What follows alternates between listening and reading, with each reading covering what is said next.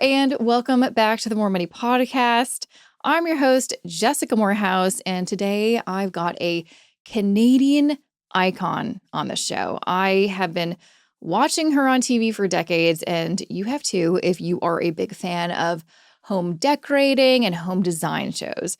Who I'm talking about, I've got Debbie Travis on the show today to not talk about designing your home. She does not do that anymore, but instead to talk about designing your dream life, or rather to discuss what comes next. What's your next chapter? What does life look like for you after you've spent years being responsible with your money, have saved up, and are ready to ditch the grind and live a life more than just work? Because honestly, I think often we get stuck in a cycle of working long hours, spending money on stuff we think will make us happy, or we think we need to keep up with the Joneses, and forgetting, what am I doing all this for anyway? Now, obviously, we all need to work to make a living, and there are those grind years or decades where we have student loans to pay off, a home to save up for, or a mortgage to make payments on, kids to pay for or put through college. But when you reach that stage in life where you're in a much more comfortable financial position, because ideally you've been taking some notes from listening to this podcast, you've got to ask yourself, what's next? What's next for me? Now, I've mentioned many times that I've always had a dream of visiting Italy, and after reading Debbie's book, it's going to happen even more so.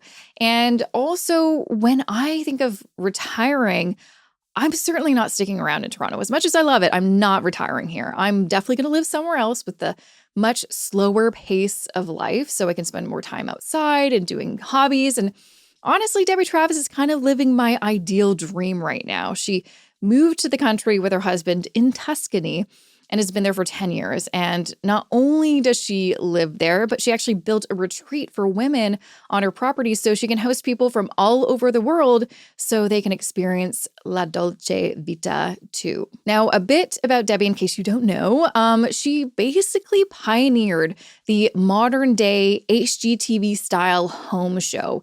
Her first show was Debbie Travis's Painted House, which then led to some spin-offs such as Facelift, From the Ground Up, and All for One. And she also has a documentary called La Dolce Debbie, which is all about renovating her villa in Tuscany.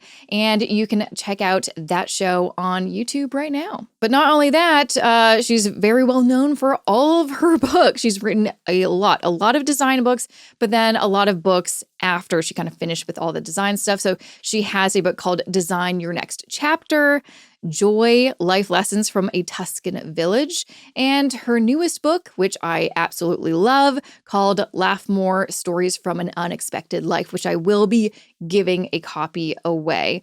Honestly, I read this book so quickly because, especially as I record this, it's fall, entering winter, and it's just a nice escape. It really feels like you're in Tuscany and you can taste the food and taste the wine and the olive oil and just smell all of the amazing smells that must be in the countryside of Italy. And it's just a wonderful book of life stories. And she's really funny. Obviously, you'll get from this interview. She's super, super funny and a really great storyteller. So I know you're going to love this episode. It's gonna, a little bit different of an episode, but we do talk a little bit about how she was able to build her wealth and afford renovating this villa. So you're going to get a little bit of that, but there's so many great things in this episode. I'm not going to talk any longer. Let's just get to that interview with Debbie.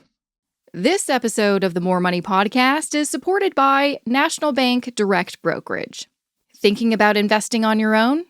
There's never been a better time than right now to start, especially when you can invest and pay zero commissions. With National Bank Direct Brokerage, you can invest in stocks and ETFs and pay $0 on all your online transactions with no minimum required.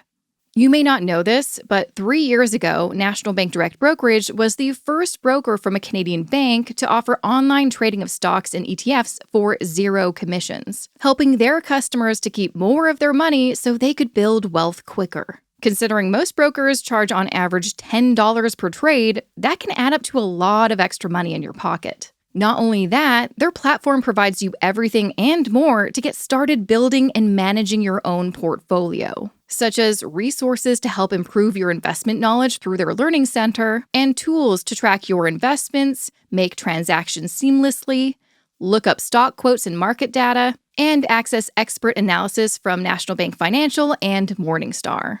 To start your investing journey on the right foot by paying zero commissions, visit nbdb.ca or click the link in the description for this episode. Once again, to open up your investment account today, visit nbdb.ca.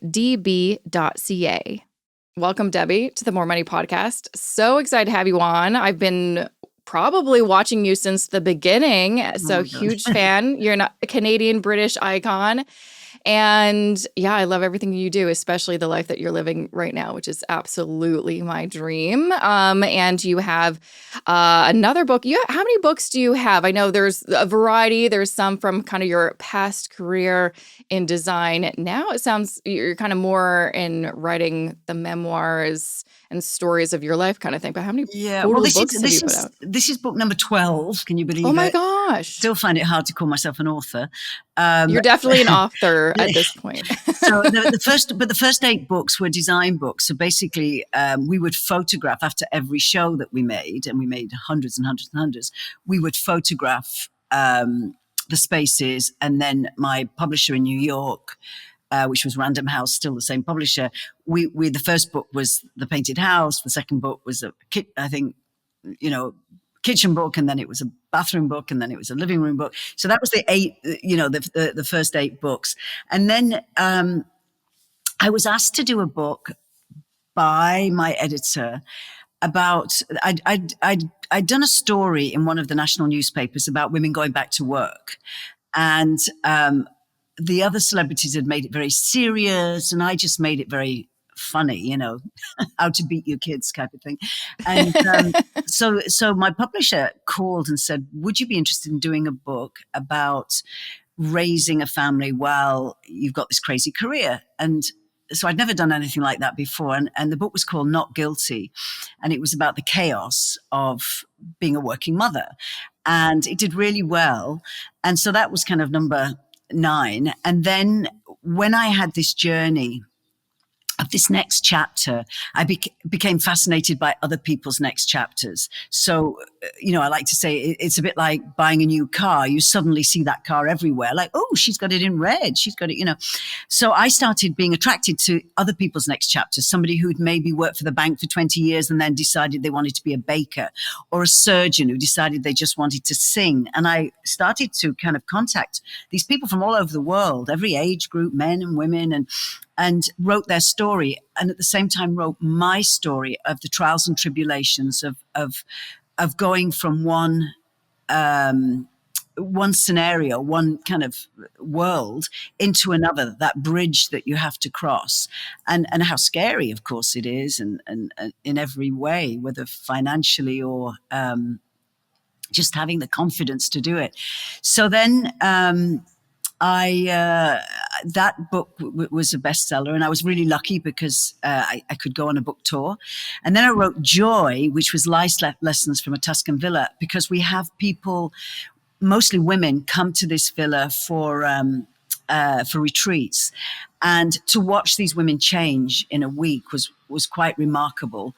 And so I wrote this book so that they could kind of bottle it and take all these lessons home. Sadly, with this book, I couldn't go on tour because of COVID.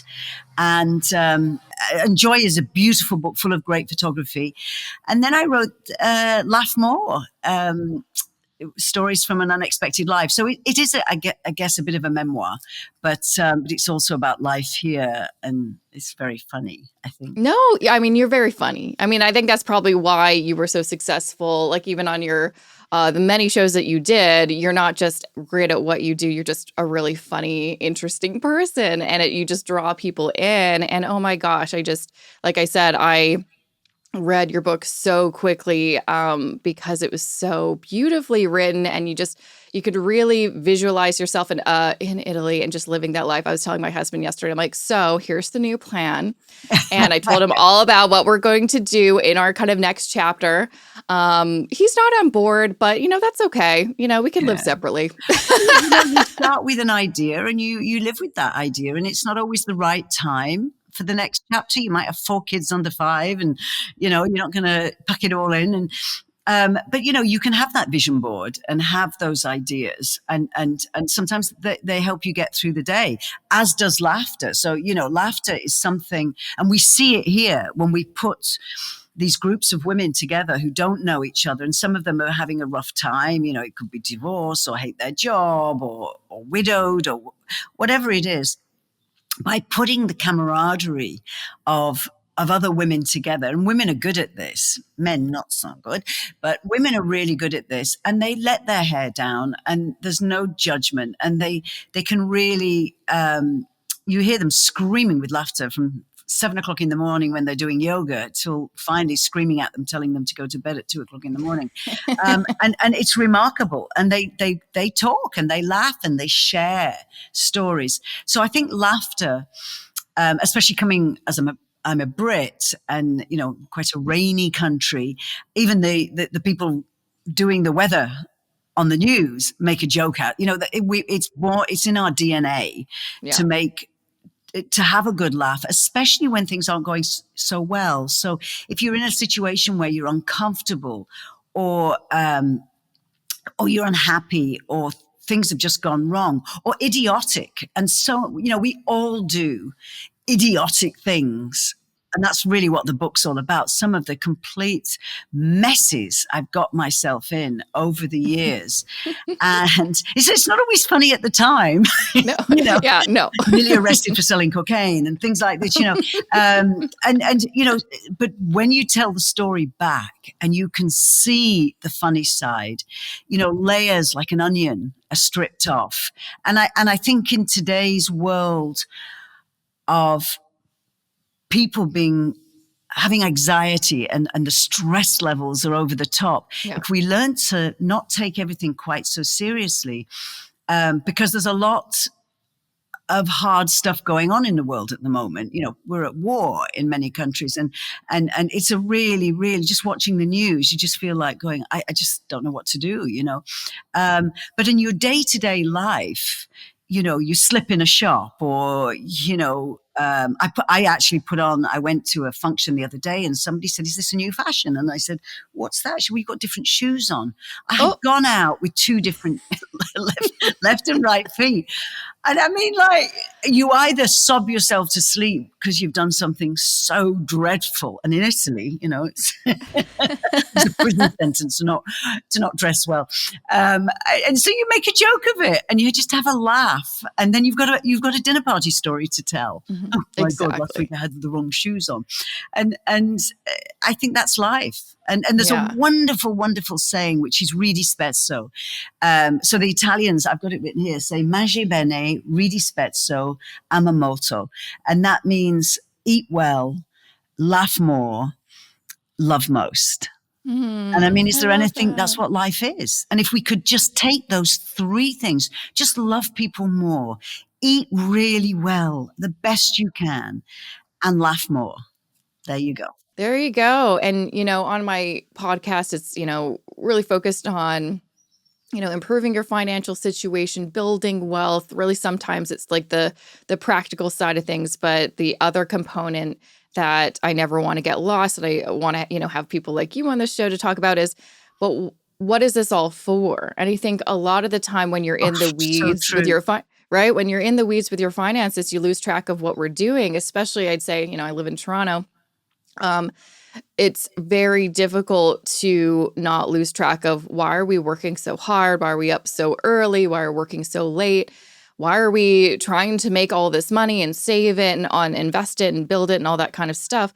I think a lot of people have lost track. And so their mind goes to, well, I just need more, more. And, your book really is, well, when you get to the point where you've realized, there's an enough point, you need to figure out what, do you actually want in life? And, you came to a point in your life where you'd worked really hard, you'd seen a lot of success, and you could have continued going on with shows and shows and shows, had a Netflix series, kept doing the design thing that you were so known for. And you're like, I'm good. I think I want to do something a little bit different. I'm curious, you have an amazing story that I think is so interestingly told in your book from, starting out in London and you're a model for a little bit, then you moved to Canada, and then you you were like basically the first person to have a decorating show or a design show, and now there's so many people and there's a whole channels dedicated to it. You created, an amazing career kind of in a different way than most people would expect. And I think what was unexpected is that you decided, yeah, I don't want to do this anymore. I want to do something different, which is a huge risk. Lots of people would be like, well, I spent my whole life building this. I don't want to give it up. What inspired you to do something radical and different? Well, absolutely. And I did 5 series, and the last series I was doing was with CBC, and it was a big primetime network show where we were a crew of now 60, 70 people. Whereas when I started with the Painted House, with the first decorating show in North America, probably one of the first in the world, I think the first season there was like 3 of us, and I was making the lunches and pressing the camera, painting the walls, doing everything. And then it just, as things grew because the shows were so successful worldwide, that then everything else came with it. The product lines, the events, the speeches, the books, the newspaper columns. That it was just endless. I mean, I had at one point 2 assistants, I think, and then we started making other people's shows. So many of the lifestyle, what they call lifestyle shows, which is property, food, home, all that kind of stuff, we were making. So we were one of the largest producers in the country, and we were making them basically for America and Canada. And it, it was like, and I worked with my husband. We've worked together since we started, and it got to the stage where I'd walk in his office and he'd put his hand up and get out, I'm on the phone to the bank, and the fun was starting to go out of it. There is nothing more exciting as an entrepreneur than the climb. You have the idea, you have the vision, you maybe you get some investment, you start, it's like opening a coffee shop. After you've made 20,000 coffees, maybe it's not quite so much fun, but you need to keep going. That is the middle stage of entrepreneur, ship, if that's the right word. It is actually the hardest, and you need to get through that as you grow. So for me, we had really peaked. We'd really reached the top, and there I was with this massive series. And I remember sitting in a boardroom of about 40 people dissecting every goddamn idea.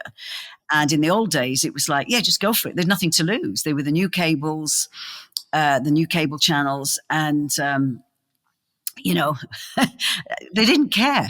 And suddenly you've got everybody has an opinion. Everybody wants their 10 cents. And I'm a great believer that when you have that situation, you get mulch, you get brown, you cannot please everybody. You need to choose an audience, do your thing, have the confidence to go for it. And then you get somebody else saying, well, we're thinking, we want to hit, this, and we want to do this, and we want to, and then you have advertisers coming in with millions saying, you've got to do this.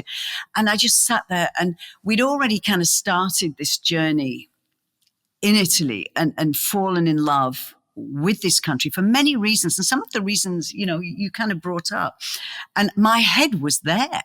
And I remember sitting in this meeting, and my husband was at the other side of the table, and he was kind of obviously thinking about something else. And afterwards I said, what were you thinking about in that meeting? He said, well, I was thinking that how many olive trees could we put in here? And how could, your head is somewhere else.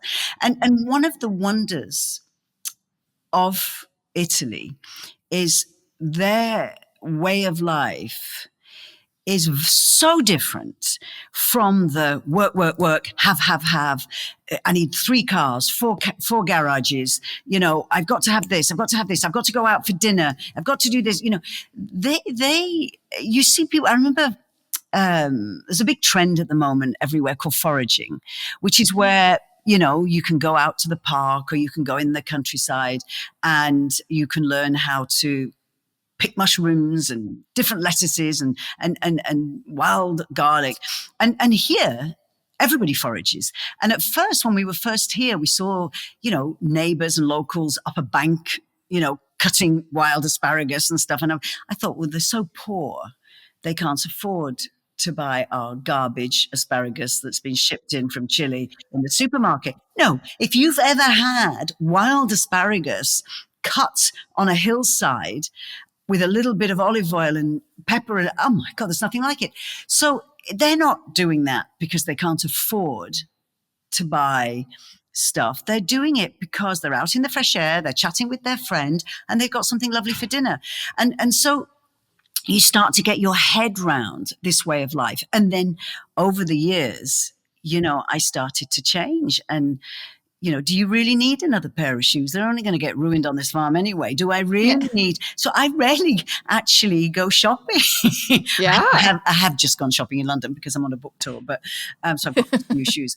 But when I'm here, I walk around like an old tramp, and sometimes people just turn up. We have a lot of people, that they're touring Tuscany and they Google us now, and and then they turn up and there you are in your shaggy, dirty t-shirt and old jeans and stuff. And they go, oh, are you Debbie Travis? You're not the clean celebrity we know. So it's kind of, it's kind of cool. And it's really about finding your mojo, your happiness, what brings you joy, what makes you laugh a lot. And sometimes you ask yourself, when did I last have a good roaring laugh? Well, it was probably with your girlfriends, or it certainly wasn't sitting at your desk. So I'm not saying people have to jump out of their careers at all, because you need them to get where you want to be. But to have a vision and say, I met somebody the other day who had been in a bank for 25 years and went on holiday to Greece, fell in love with a little bar and bought the beach bar, for nothing, and never came back. And there are wonderful stories out there. But sometimes you have to map it out a little bit. And you do have, you're a money person, so you do have to plan. Like I said, you've got to feed your family, But yeah, like you said, I think having that vision of where are we going with this? Because I think often we just get focused too much on, well, I've got to pay the bills and there's all these responsibilities right now. I've got to save for retirement. That's really expensive. But often, too, when we think about retirement, we don't think about, well, what does that actually look like? Does it mean still living in Toronto, or does it mean living somewhere else? I think it's a massive trend. I think it's an enormous, enormous trend I know in the UK, people moving out of the cities often for financial reasons. But the minute you hit the countryside and you start to see the change physically in yourself, because you're moving all the time. You're up and down and picking lettuces and doing this and doing that. And so it's not always everybody can do it. But today, if you look at the positive side of it and today's technology, I would actually do the reverse if I could afford it. I would have, the country place and a tiny 1-bedroom, studio in the city and come in twice a week. I think we've been through COVID, we've created a new scenario and use it to its advantage, I mean, to sit at home in a condo is probably really hard all day, but why not buy a country, This episode of the More Money podcast is supported by National Bank Direct Brokerage. If there's one thing I can't stand, and you may already know this if you're a longtime More Money podcast listener, it's fees. As an investor, fees can be the difference between you retiring at 55 or 65. They are also the only thing that we as investors can control. We can't control the ups and downs of the stock market, but we can control the fees we pay or don't pay. Enter National Bank Direct Brokerage. As the first Canadian bank to offer online trading of stocks and ETFs for zero commissions, they get it. They want their customers to reach their goals and build wealth. They want their customers to save up that home down payment or retire early without fees getting in the way. But beyond that, they also want to be your number one choice of discount brokerage by providing you with a comprehensive investment trading platform that allows you to track your investments, carry out transactions at your convenience, look up stock quotes and market data, access decision-making tools, and benefit from expert analysis from National Bank Financial and Morningstar. To start your investing journey while saving on fees by paying zero commissions, visit nbdb.ca or click the link in the description for this episode. Once again, to open up your investment account today, visit nbdb.ca.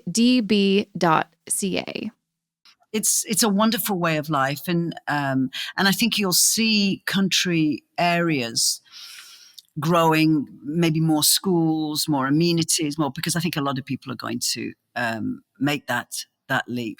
And also, when you talk about retirement and things, yes, everybody's terrified of the cost, but you see, in Italy, there are no retirement homes, very rare, because they live like the Asians do with their families. So Yeah. they have these houses that are like a duplexes or triplexes, and they, granny's on one floor, but she's picking up the kids from school. The 40-year-olds on the next floor, and the teenagers on another. And it's a way. I mean, I keep suggesting it to my children that we all live together, but they've already booked Windy Pines. Throw me into the old people's home. But it is I don't know if that's ever going to come back, but it's a wonderful way of living because you've got a support system there. And, any support with children now is extremely expensive, nursery school and things like that. So you've got good old granny helping.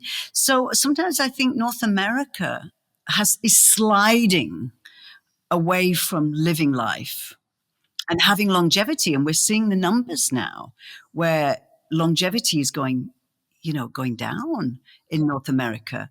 And because they're not well, the food is not good, the lifestyle is not good. And so if we can just say, do we need these gas guzzler cars? Do we need that huge suburban house with the guy? But it's kind of in our psyche, isn't it? It's like, that's how we were brought up, work, work, work, save, save, save, retirement. It's my idea of hell. Yeah, I know. And sometimes it's important to see a different perspective. And yeah, there's so much research out there that shows some of the biggest issues that we're dealing with, especially with seniors, is loneliness, lack of community. And it's because we are so siloed, we've gotten away from the very traditional thing that we used to do, which was have multi-generational homes. And sometimes I think, why aren't we rethinking this? And if it's impossible to, get your kids to live with you, fair enough. But there's definitely different ways to think about it. Maybe it's about buying a home with a couple other couples in the country and you can all help each other or something like that. There's definitely different ways to think about it. Everything is complicated. Everything has what if this goes wrong? And I mean, when I moved here, there were so many people said, are you crazy? I mean, I have 14 suites here, and I don't think I'd ever made a bed. People are like, you in hospitality, I'm like, and you just have to. I really was like a bull in a china shop. I really, and the more I was here, the less I wanted the other stuff, and the phone kept ringing and ringing. Can you do this? Can you do this series? Can you, and then it stopped ringing. Because I kept saying no, I had to be here. It was a 5-year renovation. I don't speak the language. I am useless at languages. So anybody who uses that as an excuse, that's rubbish. So there are a million excuses for not doing stuff. But there was lots of challenges here. The bureaucracy will bring you to your knees, but the joy of the everyday and the people and the rawness of living in the campagna, as they call it, is what gets you through, and you want to scream at the permit office because they haven't done this and they haven't done that and they haven't, whatever. Like I said, my books are sitting in customs. They've been there for a week now because it just takes everything's a bit slower. Everything takes longer. But at the same time, I go in the kitchen and the UPS guy was in there the other day making croissants. And I'm like, why is the delivery guy in the kitchen making croissants? Oh, he always pops in. Like, really? That would not happen anywhere else, No, no So kidding. it's those little things that swells your heart. Hmm. I want to kind of know a little bit of the background of how this all happened. Because again, this is very much a, eat, pray, love kind of, I feel like dream most people have is like, oh, when I save up enough money and can quit my job, I'm going to move to Italy or Greece or France or wherever and just live that life that I've read only in books.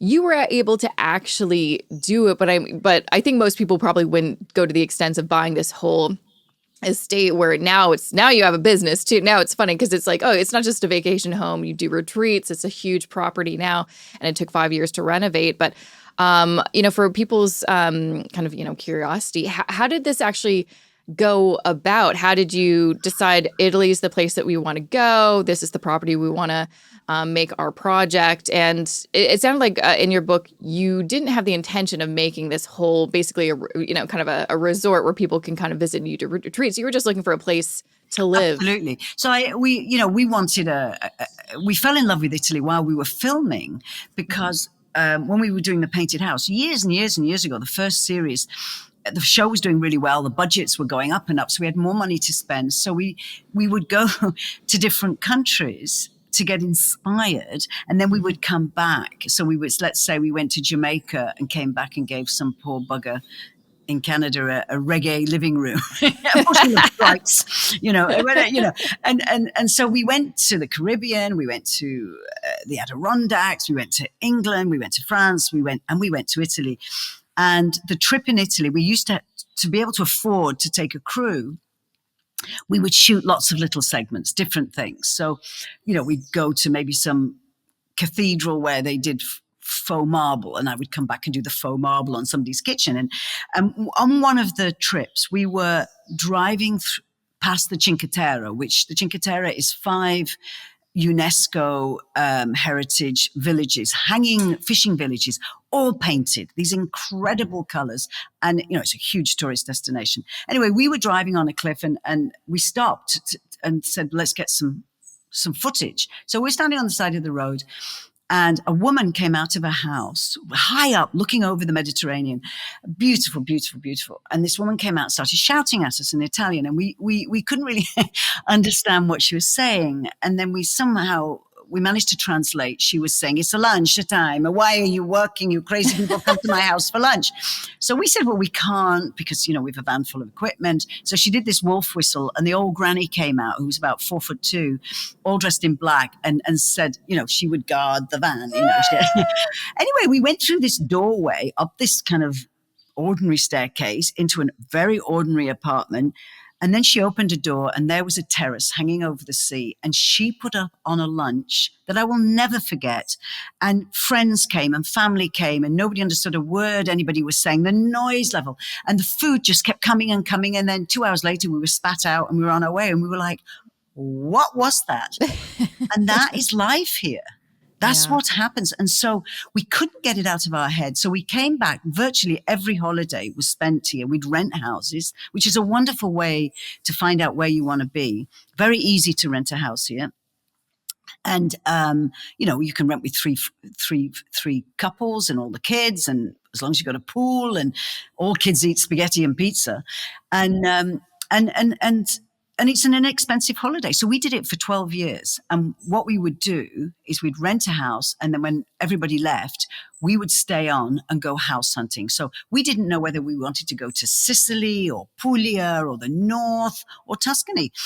And then something happened. So we were really spending every cent, every holiday with the children, looking for a house, for a home. And then my head was always in Italy. I couldn't get it. I couldn't shake it. It was like half my brain. Whatever I was doing, I had this half of my brain. I was going to do this. I was going to have olive groves. I was going to have arches in my living room. I was going to have all this stuff. Anyway, one day I did a speech in Vancouver and I was in a theater. And sometimes when you're on a stage, you have the lights in your face and you can't really see people. And there was an interviewer on the stage, and she said at the end, she said, what's next for Debbie Travis? So I said, I don't know where this came from, this huge lie. I said, I am going to be taking people to my villa in Tuscany, and we're going to do, yoga in the lavender grove. We're going to walk through the olive fields. We're going to, and I just went on and on and on. And then I stopped speaking. And after about 3 minutes, and you could hear a pin drop. Nobody spoke. And I thought, oh my God, what have I done? Have I bored them all into a stupor? And then suddenly all these hands shot up going, take me, take me.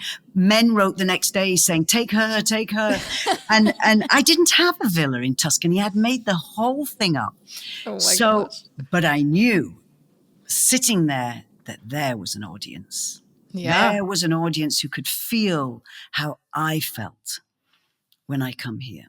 So I went to London, went to see my best friend, took her out for lunch, and I said, look, I've got this crazy idea.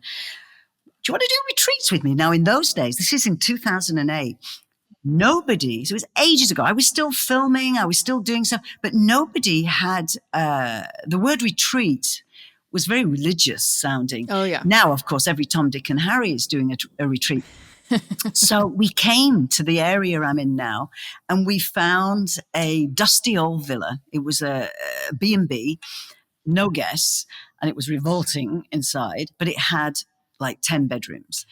And we rented it. We cleaned it and dusted it and took out the dirty carpets and whatever. And we rented it, and we did 2 retreats. And the minute I put it out into the atmosphere, it was full. And I could have put these women in a tent. They had the best time. I did nothing. I'm not a psychologist, a psychiatrist, or life coach. It was the magic of, you know what it's like? It's like girls' night out. You go on a girls' night out and you come home. Why don't we do this every week? Because I feel so great just laughing and eating the dessert and just giggling and drinking too much wine. And it was that feeling. So we did 1 a year in this rental place. In the meantime, I found in the same area this absolute ruin. And we had learned so much about doing these retreats in this villa. And one of them was, you don't want women walking through your house all the time. It's your home. So you can't just build here. You can't just put up a building of rooms.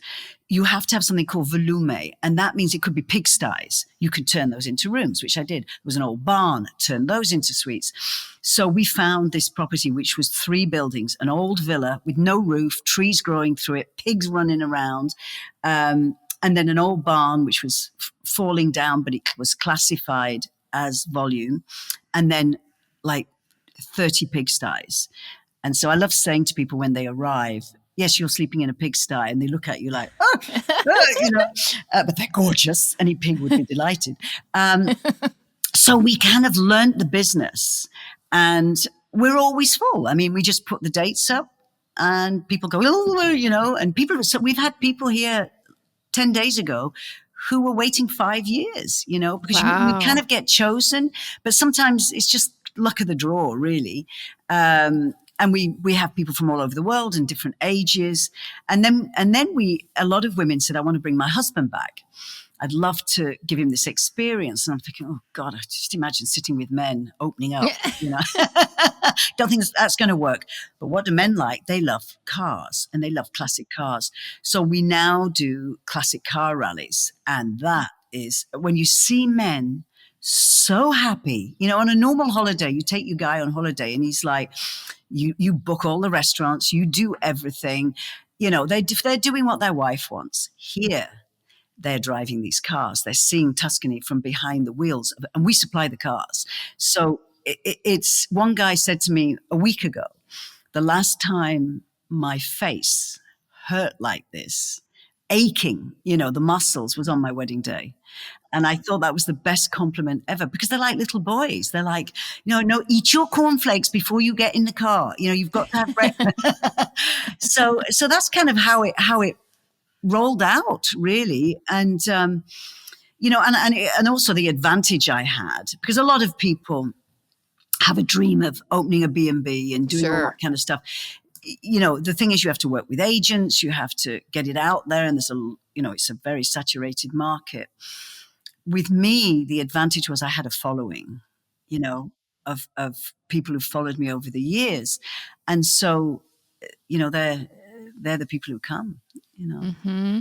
and Tell me a we little bit. change lives. We change people's lives. I mean, it makes sense. The amazing things that you do during these retreats. When I was reading your book, I'm like, oh my gosh, you make there's like pasta making, limoncello making, there's yoga, Limoncello there's everything. drinking. Yeah, limoncello drinking. I mean, yeah, tell me a little bit more about if someone went to one of these retreats, just so we can all fantasize about going in there as we enter winter.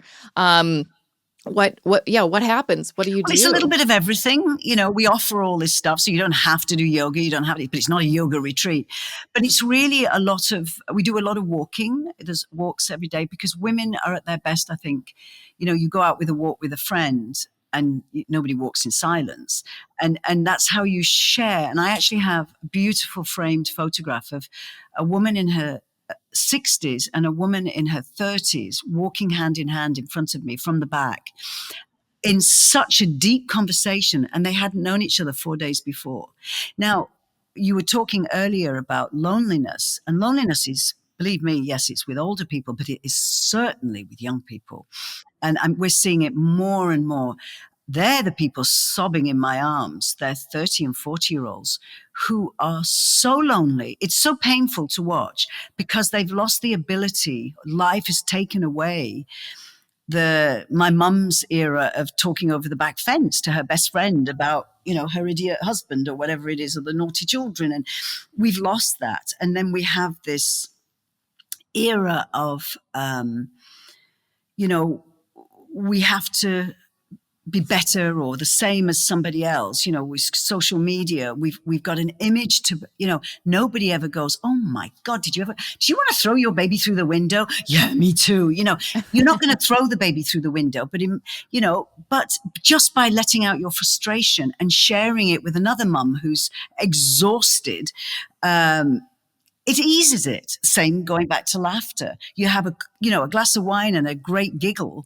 It's the best thing ever. And we must find other ways of socializing Yeah. and get off these devices because they are killing us without a Hmm. doubt in my mind. And we ban them Yeah. here. So Yeah. Oh, I most love people are that. very happy. We say, listen, your kids are going to be fine. If they're not, they've got our phone number. Put them away. You've invested in this week in yourself. And you'll get a lot more out of it if you don't have this thing stuck. And honestly, within a few hours, people really don't care. Yeah. They're so into the conversation. So there's a lot of meals. Some meals are out, some meals are in. There's shopping. We have life coaches. We have mindfulness meditation. We have speakers come. It's a busy week.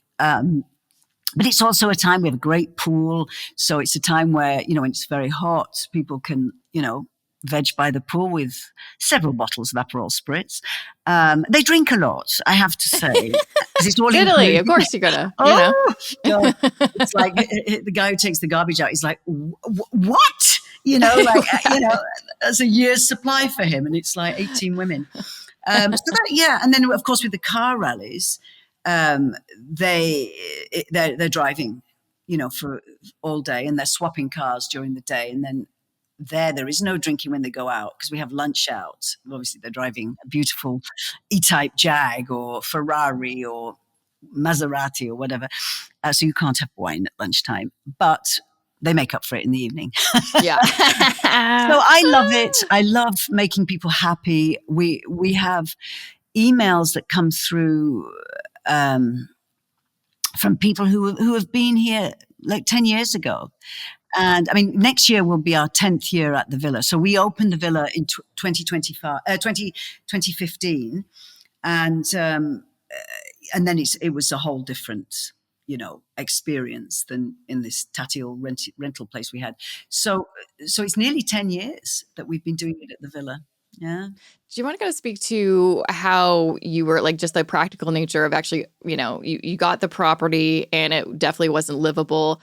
how did you actually, I mean, it probably was helpful that you already had a background in kind of renovating and things like that, but Not this. This is maybe not quite this scale this was in a built. different country? Yeah, the builders used to say that, but because my shows were on in Italy at the time, and they were like, "You can do this." I'm like, "No, I did a bedroom and I was never really a designer. I never did private work. I only did it on television, and so I did design the whole place, but I had an architect. But I lived on the property for the first year and a half in a tent inside with no roof on the building. Oh my And of gosh. course, when the plumbing went, there's nowhere to pee here. Even though I've got 100 acres, there's always a builder walking past. So, so I rented an apartment in a local town, and then every morning I was like racing over here. But it was the villa was built in 1275, so it is very old, and it was overwhelming most of the time. But like in this book, Laugh More, I kind of I write about an ordinary year here, which was kind of last year. So it's not about so much the renovation process, but it takes you into all this stuff. And again, things go wrong like they do for everybody all the time. But when you retell these stories, like I don't know if you read the story about the pond. Yeah, no, I did. Yeah. When I was reading, I'm like, you should have waited for your husband to come home before making that pond in there. Yeah, he was back running the company, and we put in a pond.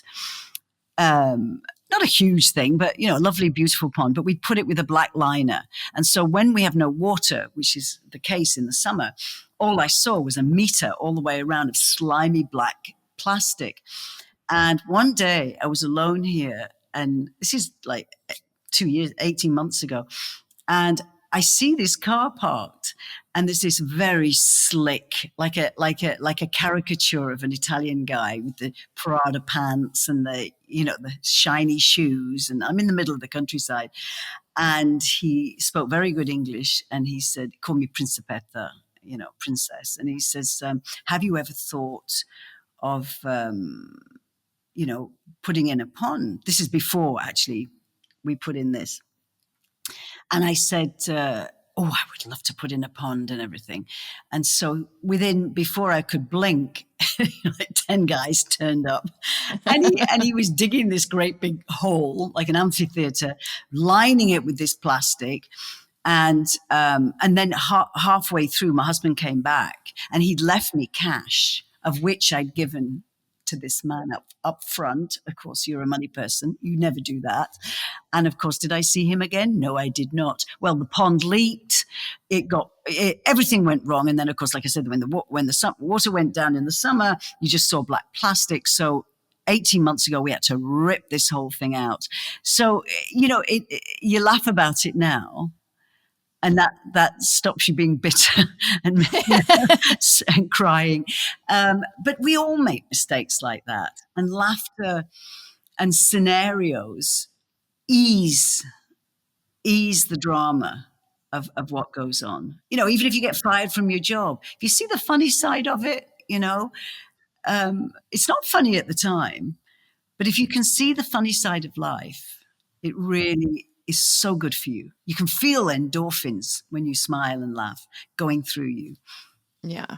Well, I know you mentioned in your book that when you had this idea and when you started this project that it was quite a financial investment. Like you put in some money. How did you, how did you figure out this is how much we want to spend? Let's make sure we don't, end up like lots of people. That was the problem. My husband had black hair before we started, so he went grey overnight. And buying the property was not that expensive. I mean, in theory, it was the price of a 2-bedroom condo in Toronto. That was nothing. We didn't even have a road to get to this property, so we had to put a road in and then a second road. And then it started. And by the second year, this looked like a construction site in the middle. I had a crane. Oh, wow. It looked like a construction site in the middle of the city. And there were 80 men here. And it was how we did it. And I just battled on. I didn't do the money side of it. But the great thing that had happened was this money didn't come out of television production so much. But there's one thing that I did, my husband did, that was very clever, was most of the television shows you see are owned by the networks. So you work for a network, you get a salary, which is part of the budget. And when that show is over, it's over, right? We did something very different at the beginning. We owned everything. And that is the best advice I can give to anyone. As much as you can, own your name, own your life, and own your business. Own it, because the more partners you've got, the more this, the more that, the more complicated it gets. And so we owned it. So when the shows were being sold abroad, we made the money. The network didn't make the money. The network paid for the shows. That was the crazy thing. The networks paid for the show. So they had like a window of 2 or 3 years, and then they gave it back to you and you could sell it. And they didn't make any money. And we were like, oh my God, this is fantastic. They soon cottoned on. So people going in who started a food show or a, design show or whatever, they suddenly realized. But when when you get an opportunity, and so many people want their own show, you're not thinking straight. You're just thinking, oh my God, they want me. I'm going to be on television and whatever. You're not thinking straight. For us, I didn't care. I didn't want to be on television. It all happened by accident. And we owned it. And they didn't care because the networks had no viewers. These were the cable networks. They had nothing. So we kind of started this genre, and then very quickly the networks realized, oh my God, we're going to make money out of these shows, even to the extent if you did a book, they owned part of the book. I didn't do that. And of course, the other thing that happened that made me quite rich is good old Canadian Tire. So that was one of the most, oh my God, it was amazing. So we started, they just wanted to do paint. Within weeks, we ended up doing everything from taps to flooring to carpets to plates to, Jamie Oliver had the kitchen, and I had everything else. And the contract was I was the only name brand they could have. And we put a lot of energy into it. We worked very hard to give the publics really some nice stuff. And then we did Christmas, and then we did that, and it was like printing money. I mean, it was amazing. It was amazing. And we had it for 10 years, and it was a fabulous relationship. And then, most of these corporate things, they change, and new team comes in and they want to do their own thing. And it's like, okay, fine. We've done it, and we did it. We always work hard. We always give the best that we can possibly give. And I think that's obvious with everything you do. Whether it's the retreat here. I mean, we have people arrive going, oh, I didn't know you were going to be here. I'm standing there with four toilet rolls. I'm like, yeah, I'm taking the toilet rolls. Of course I'm here. This is my home, my retreat. You get me for a week. And that's the first 2 minutes when they're on the property. And the same thing with the design lines, the television shows.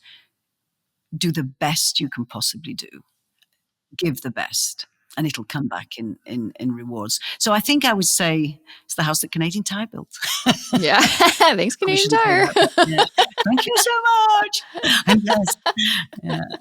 No, that's amazing. I'm curious. There's a few things. One, I had a question. I probably know the answer to this, but while you were under construction with the villa, did you ever think, why didn't you turn that into a reality show or something like that? We were asked. But you're not interested. Well, what happened was the HGTV wanted us to do it. And the problem was they wanted to do it about these women because reality was so huge at the time. And I'd done obviously reality shows and I know how they work. I've produced them and I did not want vulnerable women coming here who are coming to get, we've had women who've lost children. We've had women who've had the most horrendous separations. We've had women, I had a woman who lost a hand, and came here and had the most amazing, I mean, just women who are struggling, and we all struggle. And this is a magical place. This heals, gets you better. I mean, some people just come to have a very good time, but there was no way. There was no way I was going to have, 8 cameras on women, who's sobbing, who said what about this. I find the whole reality thing extremely boring now anyway, but I think it's had its day. Who's screaming at who. The way it works is they bank all these reactions, But then we did do a show. So we did a show called La Dolce Debbie, which was produced by, we produced it, but it was on Oprah's channel. And I would say 80% of our people come through that now, see it, because it's on now on YouTube. So after it was on OWN, it went on YouTube, and it's on all over the world. And it's a beautiful 6-part series, much better done than a reality show. Of the camera, the cameras, we had one camera, one sound man came maybe twice a year for 3 years. No hair and makeup. They're just following you around. And it was exactly everything you've been talking about. The show starts off of me at the convention center talking to 2,000 women, glamorous, hair and makeup, on a stage, and the next minute you're standing 4 feet in the mud, with pigs running around going, what have I done? It ignites ideas and dreams for so many people, this documentary, because it shows that you can do it. You can have the dream and make it happen. And so we did do it. So it's a 6-part documentary series, but I'm going to look into that. That sounds amazing. No. Yeah, it's really good. And it's just on YouTube. But the last thing I wanted to do was, I wouldn't have been in business a year later if I'd made these women look small. No. And they don't, the thing is, they don't argue. They don't fight among themselves, because reality shows make that happen. Yeah, exactly. Put them in the hot tub with 2 bottles of vodka, and somebody will have a fight. It's human beings. So they don't fight. They have stories to tell. And some of those stories are heartbreaking. And I'm not going to share that that's their private stories, So no, we didn't do a reality show. Yeah, no, fair enough. The other question I had, just because you do share a lot about your upbringing, so you can kind of piece together the amazing journey you've been on. So, you're from Northern England. You didn't come from much. To see where you are now is pretty incredible. Do you want to kind of share a little bit more about just what that journey was like, especially when you don't come from money, and then you're in a position where, oh, wow, there's all these opportunities, and, I have more money than I thought I would. This is kind of crazy. How were you able to, I guess, make sure that you maintained it? Because it's not easy when you're like, I don't have any experience with this. Do you just have, it sounds kind of like you have a natural talent for business, or you're just really good at spotting things and working hard and figuring it out? I don't know. I think I'm very good at jumping on opportunity, and I'm very bullish, and I just do stuff. I never have a plan. Everybody says, did you have a plan? But I come from a very ordinary, from a working class family, but my mum was widowed, and I was the eldest. So I was 12, and my brother was 6 months old. And I think I saw, you go on Instagram today and you see people crying. This is another new trend. I can't bear it. This life is so hard. No, life is not hard. You're not in Gaza. Life is not hard. Get on with it. And I'm very tough on that. And I probably, people are turning you off now, going, what, but anybody my age is saying the same thing. So, my mum was 33 and she was left with 4 children. And so, so she brought in lodgers, because we had a fairly decent sized house. We had 2 bathrooms, which was quite unusual where I come from, in, really industrial north of England. And so we had these young men, usually 2 or 3 at a time. So she would do the bed and she would give breakfast and then evening meal. And then they would go home back to the city at the weekends. So we would have, the weekends there. So there she is with 4 children, cooking for these men, and really very little money. And there's a story in the book about which I think just sums up the common sense. So I came in from school in my little school uniform, and you're very, you hate anything when you're 12 that's different, and you're embarrassed by your parents and your mother and stuff.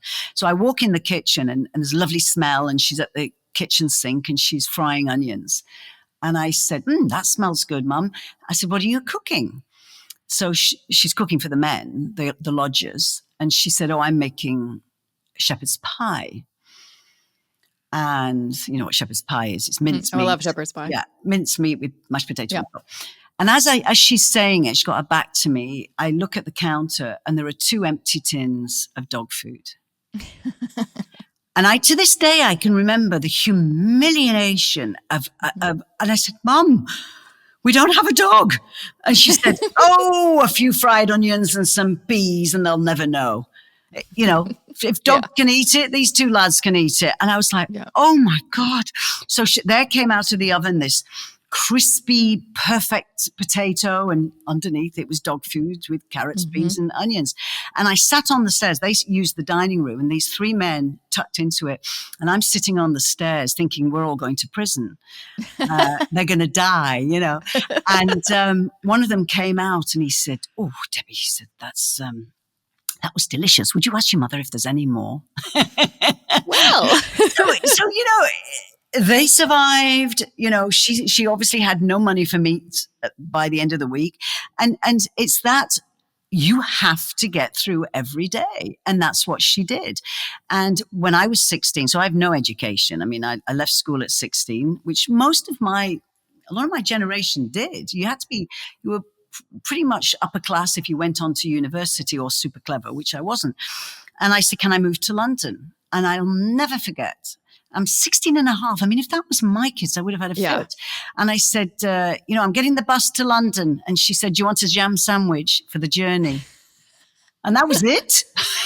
You're leaving home, because she was busy with the other kids. It's like, yes, behave. Ring me when you get there. Of course, you didn't, because you had to find a phone box. And I landed in London. I got the evening newspaper, found an apartment, ended up living with a girl I'd met, a bit before. And now I look back and I think, it's like looking back on this renovation. I often look back going, I don't know how I did it. Well, I don't know how at 16, but we were so whatever. At 18, I got sent to Japan. My mother had never really been out of the north of England. And I rang her from Tokyo, and she was like, oh, that's nice, love. I said, I'm in Japan, Mum. She said, oh, lovely, lovely. Your brother found a little bird yesterday, and we've put it in a shoebox. I'm like, I'm in Tokyo, like no concept of, it was just, okay, whatever. And I talked to girlfriends who were brought up at the same time, and they all said the same thing. You went off Saturday mornings when you were playing. My mum used to throw us out of the house and lock the door. So there was no way we could get back in until tea time. It was the rain or shine. It was the way it was. It was and were we happier? I don't know. I think so. You're certainly independent and very resourceful because of it. We would pick up boys in London, so that we always chose restaurants. We used to get guys, older guys, to take us out, but we always chose restaurants where we could get through the toilet window, because by the time dessert came, that would be like, I'm just going to the bathroom, and then you'd run, So oh my God. Half this stuff you'd be arrested today, but I lived there, I modeled till I was about 23, and then I started working in television behind the scenes, and then I heard a whole bunch of people at the BBC talking about going to the Cannes Film Festival. And I asked somebody, said, how'd you go? And they said, just ask. And they said, okay. And the first night there, I had a job to do. First night there, I met my husband, married him 3 weeks later, and moved to Canada. God. It was like, and I was like, what have I done? And then I got pregnant straight away. And then I got pregnant again. So within 2 years, I'd moved countries, got married, and had 2 children. And I was I think that was the hardest years of my life, because that sounds hard. I didn't know anybody. I didn't have any. I soon made friends, And then I started painting houses because he had no money and he'd gone bankrupt, had a really bad situation.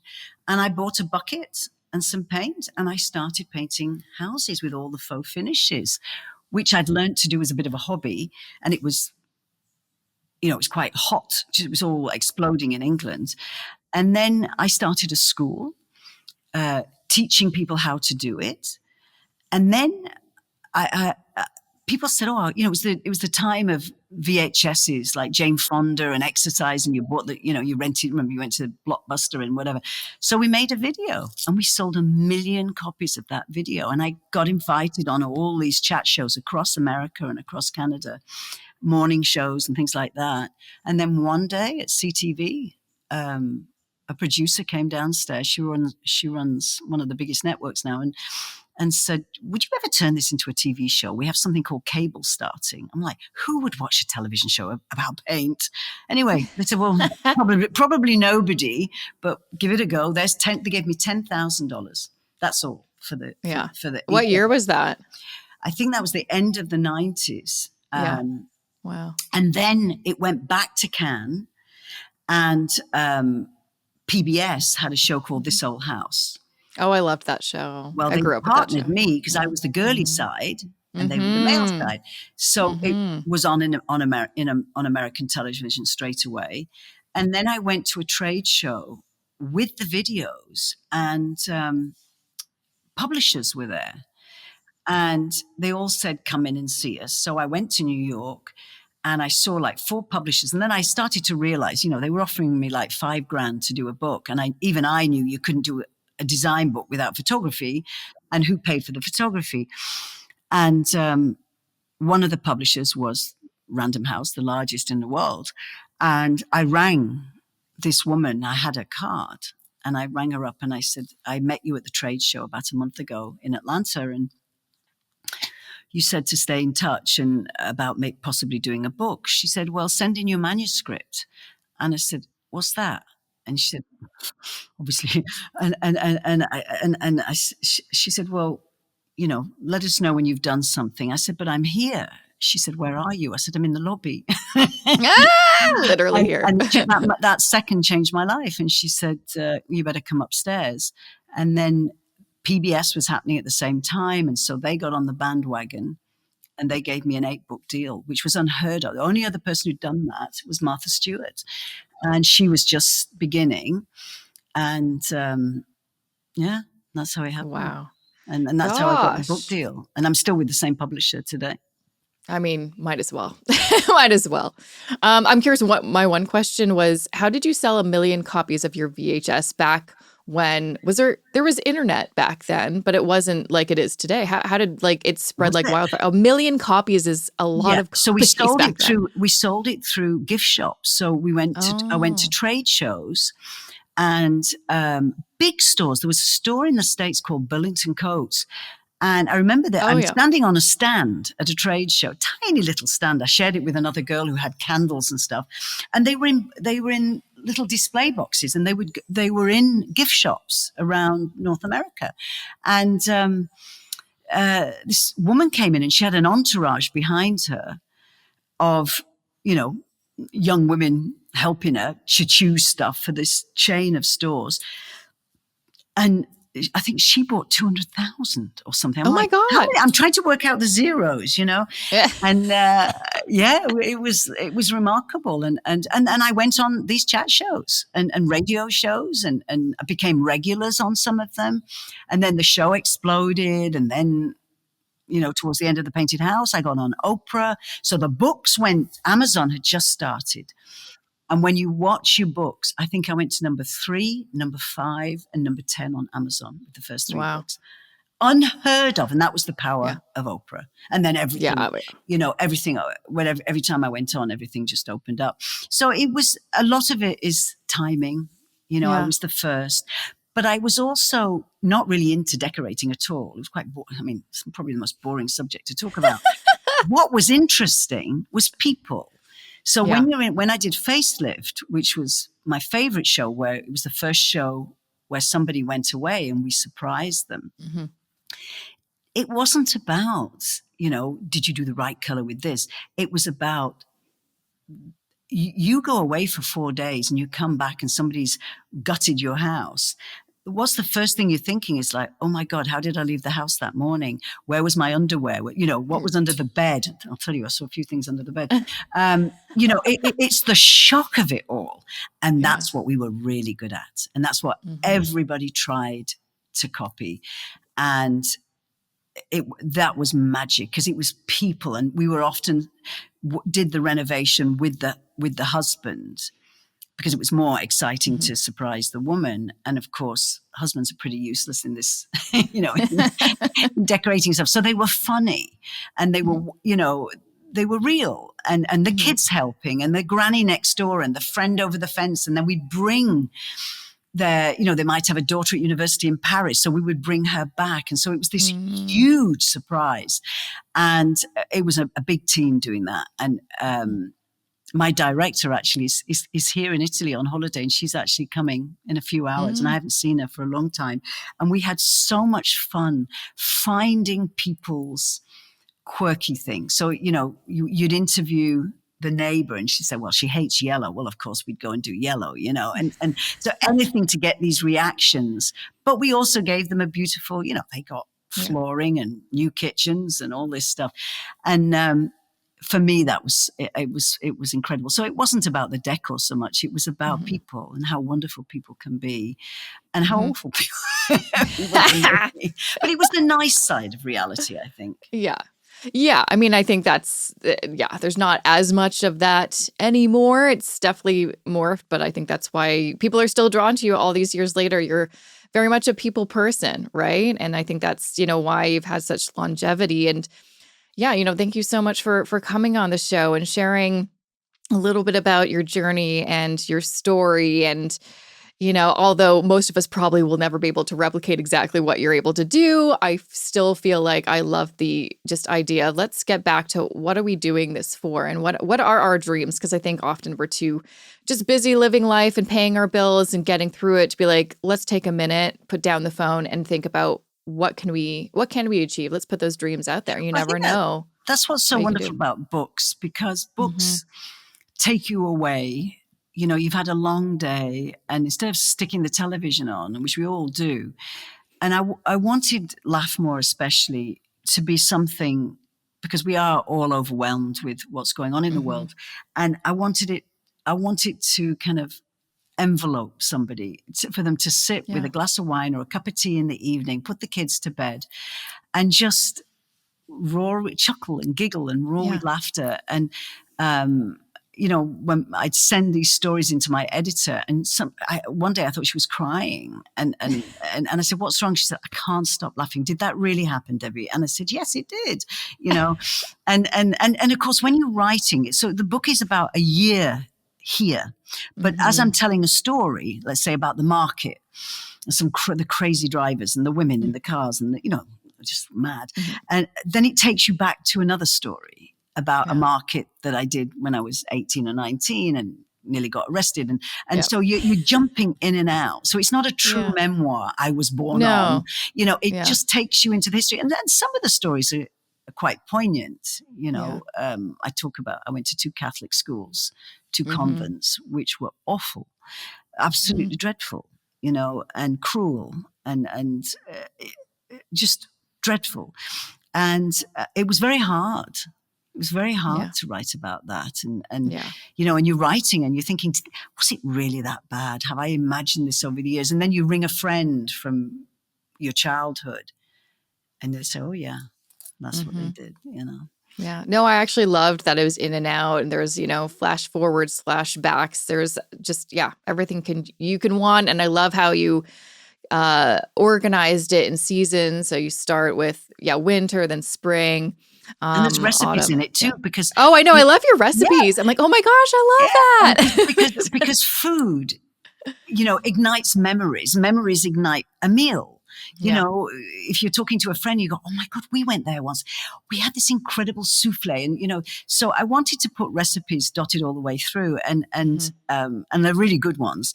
But then I wanted to illustrate this book rather than Mhm. photography, because Yeah. illustration can be so quirky. And an Australian woman who I know very well here is this crazy illustrator. And I would send her the story, and within 2 hours, she sent back a painting, a drawing. Mhm. And I'm like, oh my God, that's my grandma. I mean, Oh, seriously, and there's yeah. the Poochie dress and the cigarette holder and the big floppy hat and Yeah. and we had so much fun. So for a year and a half, we went back and forth with these illustrations, and they're Mhm. beautiful. They're Yeah, beautiful. they are beautiful. I love them too. I thought, yeah, it was a great way to kind of visualize things where, well, I think people would just get a lot out of just grabbing a copy of your book. I really, really enjoyed it. But what people may not also know is you also have a podcast. I mean, I saw one of your live recordings. You were so funny with you and your co-host. You want to kind of share a little bit more about what's it called? What's it about? Where people can So check it out? it's called Laugh More: Stories from an Unexpected Life, and it's available everywhere where you buy books, so online or in shops, and there's an audio book. So I've already done the Yeah. audio, and I Yeah. loved doing it. And Mhm. I think because I've got a recognizable voice, um, I know a lot of people prefer Audible, the audio Mhm. books. Mhm. So yes, you can listen to it as well. Mhm. Or I meant your podcast. Oh, my We're gonna podcast! be- Sorry. But also, I'm excited that you have an audiobook because I'm like, oh, that would be such a great audiobook to listen to. Yes, But it yeah, will. your podcast too, if they want to continue listening to your It's the wonderful best book I've voice. done on audio. So Okay. yes, we do have a podcast. So when we were in lockdown, I started doing live Instagrams with Tommy Mhm. Smythe, who's a friend and a really good designer. And we just had such a hoot. And we would suddenly be like 20,000, 30,000 people were on this thing. We're like, bloody hell, and so after COVID, we decided to turn it into a podcast. So we talk absolute rubbish. We just we we're not very organized as a podcast. I'm not a great interviewer, so but it's a fun thing, and that's called Trust Me, I'm a Decorator. Basically, never trust a decorator. So it's called Trust Me, And I'm you a don't really Decorator. talk about decorating. That's Not not at really what you all. talk Tommy about. No. tries to squeeze it in, and I'm like, "Oh, shut up! It's so boring." So we don't talk about decorating at all, and we have guests on who are really Mhm. cool, and we talk about everything about Yeah. life. I mean, we can. It's so funny because before the podcast and after the podcast, we're still rabbiting on, Talking.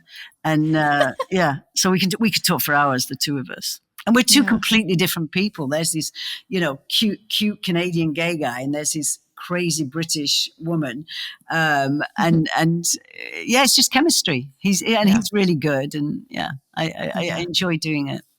Yeah, no, I love it. I love it. Well, thank you so much for taking the time to come on Well, thank live you from for having me. Tuscany, everyone. Actually, there's such a crazy time difference. You're in Italy, and I think people will love your book just to get that inspiration for what do they want out of life? What can they do with their money so they can achieve something wonderful? So thanks for taking the time to come on the show. Thank you for having me.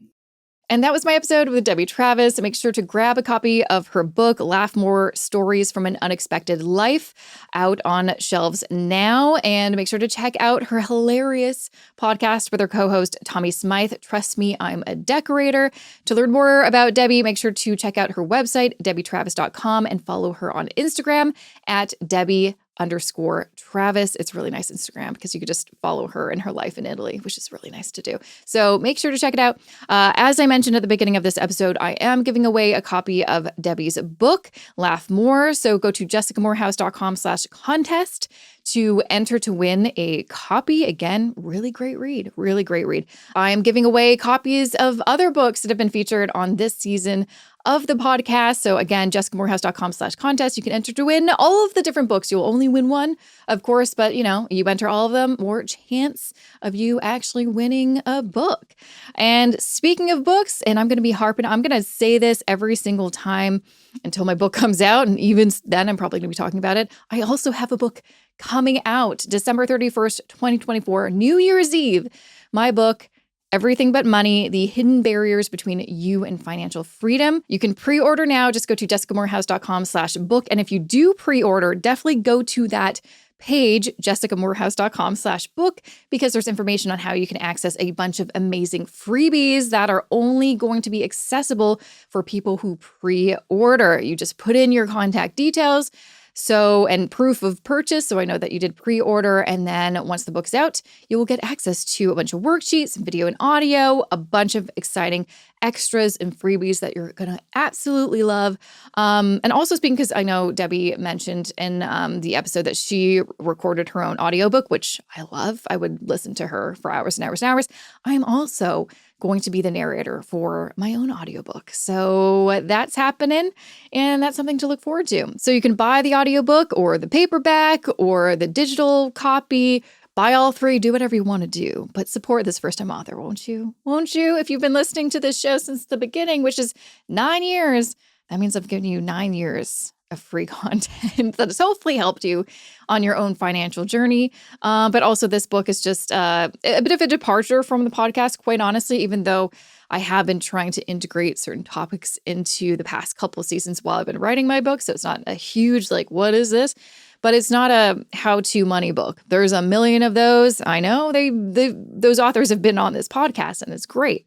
This book is different. It's really ultimately a book about why are you still struggling with money? And we all have money struggles, myself included. I'm not perfect. What are those different barriers or obstacles that we're still facing when it's not necessarily a financial education or literacy issue? It's not necessarily the fact that, oh, I just don't have the money. There's tools that can help you with that. There's a million great tools and books and things like that that can help you.